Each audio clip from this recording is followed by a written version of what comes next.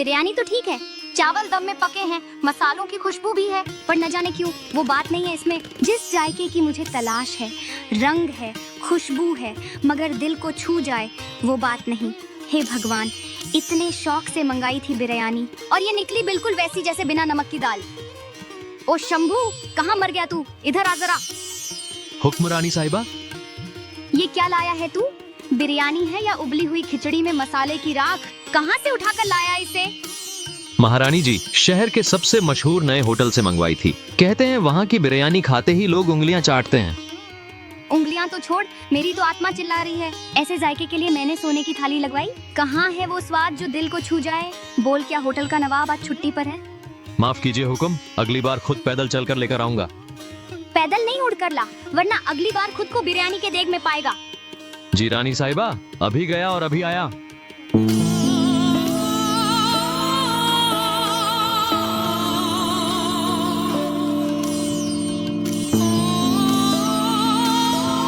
अरे चंद्रवती, क्यों उस बेचारे शंभू को सुबह सुबह युद्ध भूमि में भेज दिया? क्या किया उसने ऐसा जो तुम्हारा गुस्सा सिर चढ़ गया? महाराज, जरा इस थाली पर नजर डालिए। कहने को तो ये बिरयानी है महाराज, अगर इसे बिरयानी कहा जाए तो वो बिरयानी शब्द का अपमान होगा। ऐसा स्वाद तो कैदियों को भी नसीब न हो। इस थाली में स्वाद नहीं, सजा परोसी गई है। हम तो समझे थे तुम युद्ध की रणनीति बना रही हो, पर यहाँ तो स्वाद का युद्ध छिड़ा है। स्वाद के मामले में मैं समझौता नहीं करती महाराज। अब बताइए, ऐसी बिरयानी लाने वाला नौकर गलती करे तो फूल बरसाऊं उस पर?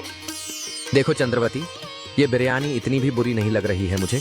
मसालों की खुशबू, चावल की बनावट, ये सब तो बताता है कि दिल लगा के बनाई गई है। स्वाद तो सिर्फ खुशबू या दिखावे से नहीं बनता। मुस्कुराहट लाने वाला वो जादू चाहिए जो पहली बार दादी के हाथों से चखी थी। फिर तय रहा, अगली बिरयानी तुम्हारे लिए होगी खास, जैसे तुम हमारे दिल की रानी हो। तो मैं इंतजार करूंगी उस स्वाद का जो सिर्फ दिल से बना हो महाराज। महाराज समरजीत के बड़े भाई हर्षवर्धन हमेशा अपने पिता के फैसले से असंतुष्ट रहे। जब राजगद्दी सौंपने का समय आया तो पिता ने वह जिम्मेदारी छोटे बेटे समरजीत को सौंप दी। उनका मानना था कि हर्षवर्धन में वह काबिलियत नहीं है जो एक सच्चे राजा में होनी चाहिए। यह फैसला हर्षवर्धन के लिए गहरे जख्म जैसा था। उसने अपनी योग्यता पर ही नहीं बल्कि पिता के विश्वास पर भी शक करना शुरू कर दिया। धीरे धीरे यह शक जलन में बदल गया। वह अपने छोटे भाई समरजीत को देखकर ईर्ष्या करने लगा कि क्यों उसे ही शासन की जिम्मेदारी मिली। मेरे छोटे भाई ने मुझसे सब कुछ छीन लिया है। जो भी चीज मुझे कभी खुशी देती थी वो अब उसी की हो गई है। राज्य की गद्दी, लोगों का प्यार, सम्मान और सबसे बढ़कर वह रानी चंद्रवती जिससे मैं अपनी जिंदगी बांटना चाहता था। मैंने सोचा था कि एक दिन वह मेरी होगी, मेरी जिंदगी की सबसे बड़ी खुशी होगी, पर वह खुशी भी मुझे नहीं मिली क्योंकि मेरे छोटे भाई ने हर मोर्चे पर मुझे हराया है। उसकी हंसी में मेरा दर्द छिपा है, उसकी सफलता में मेरी असफलता की आहट है। कभी कभी लगता है जैसे मेरी पूरी दुनिया मुझसे दूर हो चली है और मैं सिर्फ इस जलन के साथ रह गया हूँ जो मेरी रूह को जला रही है और मेरे दिल को चीर रही है।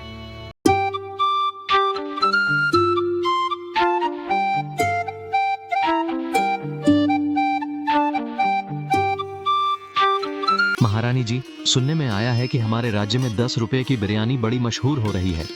हाँ, 10 रुपए की बिरयानी इतनी सस्ती और मशहूर, यह कैसे हो सकता है?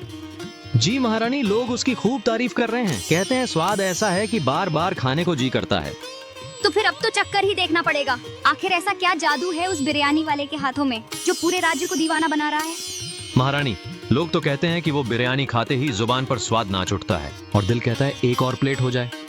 अगर सच्ची बिरयानी वही है तो शायद मुझे भी अपने शाही स्वाद का घमंड छोड़कर एक आम थाली तक जाना होगा। भैया, आज इतने दिनों बाद आपके साथ बैठकर बात करने का मौका मिला है। आपके साए में ही तो मैंने हर चीज सीखी है, तलवार चलाना, राजधर्म और लोगों से जुड़ना। आप न होते तो मैं आज यहाँ नहीं होता। तुम्हें जो कुछ मिला है वो तुम्हारी मेहनत का फल है समरजीत। मैं तो बस देख रहा हूँ कि अब तुम्हें सब कुछ कितना सहजता से मिल जाता है। भैया, सहज तो कुछ भी नहीं था, पर हाँ, आपकी छाया हमेशा साथ रही। काश मैं आपके जैसा बन पाता, उतना तेज, उतना गंभीर, उतना अनुभवी। मेरे लिए तो आप हमेशा मेरे आदर्श रहेंगे। आदर्श? हाँ, कभी कभी आदर्श बनने की कीमत ये होती है कि असली हकदार पीछे रह जाता है। भैया, मैं नहीं जानता आपने ये क्या कहा, लेकिन एक बात जानता हूँ, आपका साथ ही मेरी सबसे बड़ी ताकत है। अरे आओ भैया, आओ बहन जी, भर पेट बिरयानी खाओ, वो भी सिर्फ 10 रुपए में। हाँ हाँ, आपने सही सुना, सिर्फ 10 रुपए में प्लेट। तेज मसाले, खुशबूदार चावल और स्वाद ऐसा कि उंगलियां चाट जाओगे। राजा महाराजा भी खाएं तो कहें वाह, इतनी लजीज बिरयानी और इतनी सस्ती।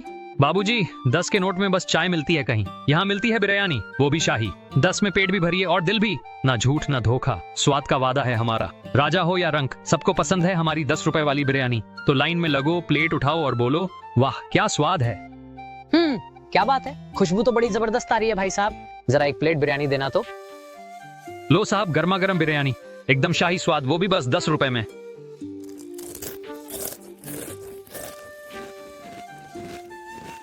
अरे वाह, ये तो कमाल की चीज है। सच कहूं भाई, जिंदगी में इतनी स्वादिष्ट बिरयानी पहली बार खा रहा हूं। अच्छा सुनो, एक काम करो, 5 प्लेट और पैक कर दो, घर वालों को भी खिलाना है ये जादू वाली बिरयानी। जो हुक्म साहब, बिरयानी ऐसी है कि एक बार खाए 10 बार मांगे। ऐसे ही देखते देखते उस आदमी का बिरयानी का बर्तन एकदम खाली हो गया। पर हैरानी की बात तो यह थी कि बिरयानी खत्म होने के बाद भी लोगों की भीड़ कम नहीं हुई। स्वामी, आपने सुना, हमारे राज्य में कोई नया आदमी आया है जो मात्र 10 रुपए में बिरयानी बेच रहा है। पूरा नगर उसी के स्वाद के गीत गा रहा है। मुझे भी खानी है वो बिरयानी, देखना चाहती हूँ कि ऐसा क्या खास है उसमें। क्या 10 रुपए में बिरयानी? ये तो किसी धोखे से कम नहीं लगता। इतनी सस्ती चीज में या तो स्वाद नहीं होगा या फिर कोई और चाल है। स्वामी, लोग कह रहे हैं कि वो बिरयानी स्वाद में शाही है और नाम में सस्ती। मैं खुद जाकर देखूंगी, लेकिन साधारण वेश में, ताकि कोई मुझे पहचान न सके। नहीं चंद्रवती, ये उचित नहीं है। तुम एक रानी हो, तुम्हारा यूं भेष बदल कर जाना और फिर ऐसे किसी अनजान के खाने का स्वाद लेना, मैं इसे सुरक्षित नहीं मानता। जरूर दाल में कुछ काला है, कोई यूं ही बिरयानी इतनी सस्ती नहीं बेचता। स्वामी, कभी कभी सच्चा स्वाद वही होता है जो आम लोगों की थाली में होता है। और अगर खतरा हुआ तो मैं रानी चंद्रवती हूँ, आपकी तलवार की ताकत मुझे हमेशा बचाएगी। तुम्हारी ये जिद, तुम्हारा बालपन अब तक नहीं गया। ठीक है, पर सैनिक तुम्हारे आसपास छिपे रहेंगे। कहीं कुछ गड़बड़ हो तो रानी को छूना भी किसी के लिए नामुमकिन होगा। जैसा आप कहें महाराज, कल मैं साधारण वेश में बिरयानी खाने जाऊंगी और सच जानकर ही लौटूंगी। क्या नाम है तुम्हारा? मैंने सुना है कि तुम 10 रुपए में बिरयानी बेचते हो, मुझे भी एक प्लेट बिरयानी देना। जी, मेरा नाम भीमा है और हाँ, 10 रुपए की बिरयानी ही मेरी पहचान है। ये लीजिए, खुशबू से ही स्वाद का अंदाजा लग जाएगा।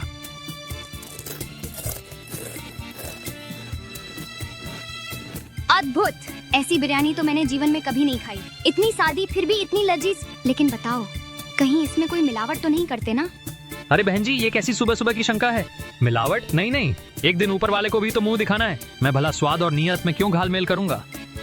पर इतनी बढ़िया बिरयानी इतने कम दाम में, 10 रुपए में तो मसाले भी मुश्किल से आए। सच कहूँ तो ये काम मेरे दादा परदादा का है। वो कहते थे, सेवा में जो स्वाद है वो मुनाफे में नहीं। मैं बस उसी परंपरा को निभा रहा हूँ। अगर मेरे हाथ से किसी का पेट भरता है, चेहरा खिलता है, तो समझो मेरा दिन सफल हुआ। तुमने आज मुझे बहुत कुछ सिखा दिया भीमा। स्वाद सिर्फ मसालों में नहीं होता, वो तो नियत, सादगी और सेवा की थाली में मिलता है। रानी चंद्रवती अपने महल लौट चुकी थी। उन्होंने जो स्वाद चखा था वह सिर्फ बिरयानी का नहीं था, वह था सच्चाई, सादगी और सेवा का स्वाद। अगले दिन महाराज समरजीत ने निर्णय लिया कि इस बिरयानी वाले की तहकीकात की जानी चाहिए। इतनी सस्ती बिरयानी और इतनी प्रशंसा, जरूर इसमें कुछ न कुछ असामान्य होगा। उन्होंने अपने कुछ भरोसेमंद सिपाहियों को चुपचाप उस ठेले की ओर रवाना किया। सिपाहियों ने दुकान का कोना कोना देखा, परंतु तहकीकात में कुछ भी संदिग्ध नहीं मिला। मैंने पहले ही कहा था ना, आपको मेरे काम में कोई मिलावट नहीं मिलेगी। मैं पूरी ईमानदारी और परिश्रम से अपना काम करता हूँ। अब समझ नहीं आता कि महाराज को मुझ पर शक क्यों हुआ। खैर, मैं तो एक साधारण इंसान हूँ, ना किसी बड़ी उम्मीद में, ना किसी दिखावे में। बस चाहता हूँ कि मेरे हाथों से लोगों का पेट भरता रहे और उनका दिल भी। तुम्हें महाराज ने राजभवन बुलाया है। अभी इसी समय अपनी दुकान पे ताला लगाओ और हमारे साथ चलो। वो आदमी बहुत घबरा गया, लेकिन उसे सैनिकों के साथ जाना ही पड़ा। महाराज, मुझे क्षमा कर दीजिए। मैंने यदि कोई भूल की हो तो जानबूझकर नहीं की। मैं एक बहुत ही साधारण मनुष्य हूँ। बस मेहनत और सच्चाई के सहारे 2 वक्त की रोटी कमा रहा हूँ। आगे से कभी सस्ते दाम में कुछ नहीं बेचूंगा। न ही कोई ऐसा काम करूंगा जिससे राज्यसभा को शंका हो। सैनिकों ने मेरी दुकान की जांच की थी और उन्हें कुछ भी संदिग्ध नहीं मिला। फिर भी यदि आपको मुझसे कोई आपत्ति हो तो भी मैं हाथ जोड़कर यही प्रार्थना करता हूँ, कृपा करके मुझे कालकोठरी में न डलवाइए। तुम्हारी नीयत पर संदेह था, पर सत्य की परख तो समय करता है। सैनिकों की जांच में तुम्हारा कर्म निष्कलंक निकला, पर तुम्हें यूं ही जाने देना भी न्याय नहीं होगा, क्योंकि ऐसा स्वाद, ऐसी सेवा राजभवन में होनी चाहिए। राजसी बावर्ची बनोगे? रोज रानी चंद्रवती के लिए वही बिरयानी बनाओगे? तो मैं तुम्हें यहां से जाने नहीं दूंगा, बल्कि सम्मान के साथ यहीं रखूंगा। मुझे तो विश्वास ही नहीं हो रहा महाराज। मैं रानी चंद्रवती के लिए ही नहीं, आप सबके लिए भी हर रोज स्वादिष्ट बिरयानी बनाऊंगा। यह अवसर पाकर मैं अपना भाग्य मानता हूँ। मैं आपका सदा आभारी रहूंगा महाराज। उस रात जब महल के सभी लोग सो रहे थे, तभी बगीचे की तरफ भीमा किसी को इशारा करता है, जैसे कोई गुप्त संदेश देना चाहता हो। मैंने कहा ना जाओ, मुझे समय मिलेगा तब मैं स्वयं तुमसे बात करूंगा। तुम्हारी बात सुनना अभी जरूरी नहीं, जब वक्त आएगा मैं खुद तुम्हें बुलाऊंगा। फिलहाल मुझे अकेले में सोचने दो, यह मामला इतना आसान नहीं है। किसी के कदमों की आहट हुई और कदमों की आवाज सुनते ही काली शॉल ओढ़े हुए वह औरत डर के मारे वहां से भाग गई। ये लीजिए महाराज, गर्मा गर्म भोजन तैयार है। परंतु आज आप कुछ चिंतित नजर आ रहे हैं, क्या बात है? हाँ भीमा, विषय ही चिंता का है। धूलगढ़ राज्य के राजा धनराज वर्षों से हमारे राज्य पर नजरें गड़ाए हुए हैं और हम पर आक्रमण की योजना बना रहे हैं। अगर वे आक्रमण करेंगे तो विजय तो हमारी ही पक्की है ना महाराज? नहीं नहीं, मेरा कहने का तात्पर्य ये था महाराज कि हमारे पास तो ढेर सारी सेना है ना। धूलगढ़ के राजा को यह बात समझनी चाहिए कि हमारी सेना की ताकत के सामने वे टिक नहीं पाएंगे। धूलगढ़ राज्य के महाराज के पास हमारी तुलना में दोगुनी सेना है और मुझे भय है कि अगर उन्हें यह बात पता चली तो वे एक दिन भी गवाए बिना हम पर आक्रमण कर देंगे। महाराज, राज के अंदर की बातें सबके सामने नहीं बताई जाती। ऐसी बातें बस भरोसे वाले लोगों से ही कहनी चाहिए। अगर हम ध्यान नहीं देंगे तो दुश्मन इसका फायदा उठा सकता है। अरे यहाँ भीमा के अलावा और कौन है? ये तो हमारा अपना भीमा है। देखो देखो भीमा आज क्या लेकर आया है। अच्छा हुआ मंत्री जी आप आ ही गए। चलिए साथ बैठकर खाते हैं। भीमा बड़ी ही बेचैनी से किसी का इंतजार कर रहा था। अंधेरा होते ही धीमे कदमों की आहट के साथ काली शॉल ओढ़े हुए एक रहस्यमय औरत अपने मुख को ढककर भीमा के पास आई। मैं तुमसे ज्यादा बात नहीं कर पाऊंगा, लेकिन सूचना पक्की है। मैंने ये सब इस पत्र में लिख दिया है। राजमहल में अभी तक सब जाग रहे हैं। अगर किसी को मुझ पर जरा भी शक हुआ या भूल से भी तुम्हें यहाँ किसी ने देख लिया तो न मैं बचूंगा न तुम। इसलिए चुपचाप यह पत्र लो और तुरंत यहाँ से निकल जाओ। जो कुछ लिखा है उसे ध्यान से पढ़ना और सही समय पर काम करना। क्या बात है भीमा, आज तो पूरे राजमहल में बिरयानी की खुशबू फैली हुई है। तुमने ये बिरयानी बनाई है? बिल्कुल वैसा ही स्वाद, वैसी ही महक जैसे उस 10 रुपए वाली बिरयानी में थी। इतनी लाजवाब बिरयानी तो राजमहल में भी कभी नहीं बनी थी। सच बताओ भीमा, ये हाथ तुम्हारे हैं या किसी और का कमाल है? महाराज, मैंने आपके अलावा पूरे राजमहल के लिए भी बिरयानी बनाई है। यदि आपकी आज्ञा हो तो मैं सभी को बिरयानी परोस दूं। रुक जाइए महाराज, ये बिरयानी मत खाइए। लेकिन क्यों, क्या बात है मंत्री जी? सैनिकों, फौरन इस बिरयानी वाले को बंदी बना लो। अब तो बताइए मंत्री जी, ये सब क्या हो रहा है? भीमा को बंदी क्यों बनाया गया? महाराज, ये देखिए, इस पैकेट में नशीला पदार्थ मिला है और यह मुझे रसोई घर में ठीक भोजन के बर्तनों के पास पड़ा मिला। हमारे कई सैनिक पहले ही इस जहरीली बिरयानी को खाकर अपनी जान गंवा चुके हैं और रानी चंद्रवती भी अब हमारे बीच नहीं रही। महाराज, इसी अफरा तफरी के बीच धूलगढ़ के राजा धनराज ने हम पर अचानक आक्रमण कर दिया है। अब हमारे पास समय बहुत कम है। हमें किसी भी तरह जल्द से जल्द यहाँ से सुरक्षित स्थान पर जाना होगा। भीमा, ये तुमने क्या कर दिया? कितना भरोसा था हमें तुम पर। हमने तुम्हें अपने घर का हिस्सा समझा और तुमने हमारे साथ विश्वासघात किया। महाराज, ये काम मैंने मजबूरी में किया। मेरा परिवार खतरे में था, उनकी जान पर बनाई थी। मैं डर गया था महाराज। डर ने मेरी बुद्धि छीन ली और उसी डर में मैंने ये सब कर डाला। किसका डर भीमा? झूठ मत बोलो। तुम अब खुद को निर्दोष दिखाने के लिए कहानियां बना रहे हो। तुम्हारा सच अब किसी को धोखा नहीं देगा। महाराज, मैं सच कह रहा हूँ, लेकिन मैं उस व्यक्ति का नाम नहीं लूंगा। पर यकीन मानिए, बहुत जल्द आप खुद जान जाएंगे कि असली दोषी कौन है। जिस दिन वो सच आपके सामने आएगा उस दिन शायद आप मुझे माफ कर सकें। महाराज, हमें देर नहीं करनी चाहिए।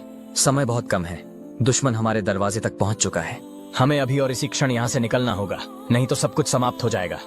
समरजीत, अब तुम्हारा राज खत्म होने वाला है। इस बार तुम्हें हार माननी पड़ेगी।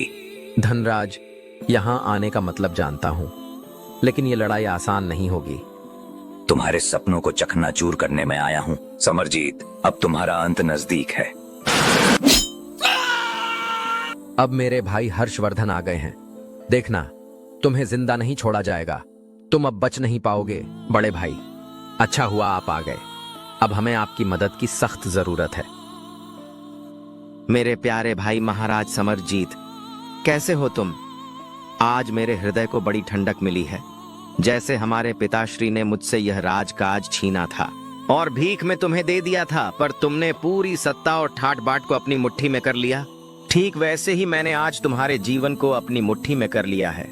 सब कुछ तो बहुत आराम से हो जाता मेरे भाई, पर तुम्हारे उस मंत्री को अपनी टांग अड़ाने की बहुत आदत है, इसलिए मैंने उसकी टांग ही काट दी।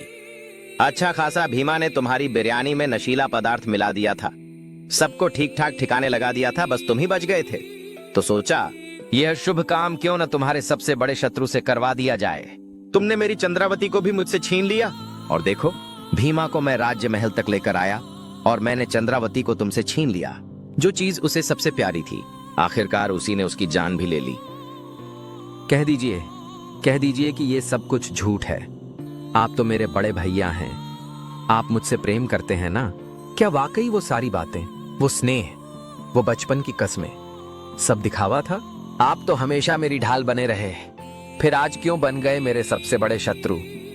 मेरा छोटा भाई इतना ना समझ निकला कि मेरे झूठे प्रेम को भी सच्चा समझ बैठा। तुम नहीं समझ सकते समरजीत, बहुत तकलीफ होती है जब तुम्हारे ही पिता तुम्हारा हक तुम्हारे छोटे भाई को सौंप दें, बिना कोई अपराध किए, बिना कोई गलती किए। पर देखो, आज मैं विजयी हूं। अगर वही सब प्रेम से हो जाता, अगर पिताश्री मुझे सम्मान से राजगद्दी दे देते, तो क्या मुझे शत्रु राज्य के साथ हाथ मिलाने की जरूरत पड़ती? इसीलिए सबसे पहले मैंने भेजा भीमा को तुम्हारे ही राज्य में।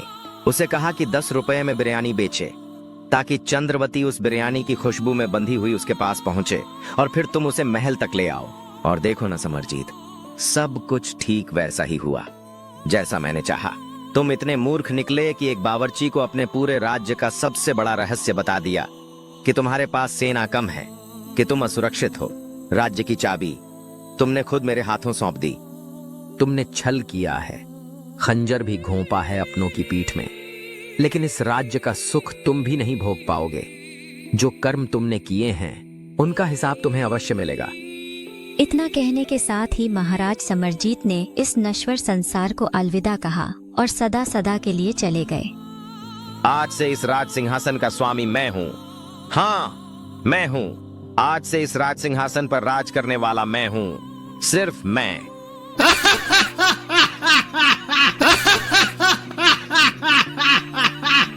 रुक जाओ।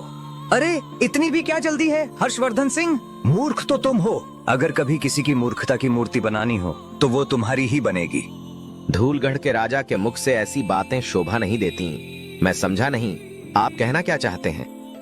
अरे मूर्ख, तुम अपने ही भाई से इतनी जलन रखते थे कि उसकी मौत की साजिश रच डाली। तो सोचो, मैं तो फिर भी तुम्हारा गैर हूँ।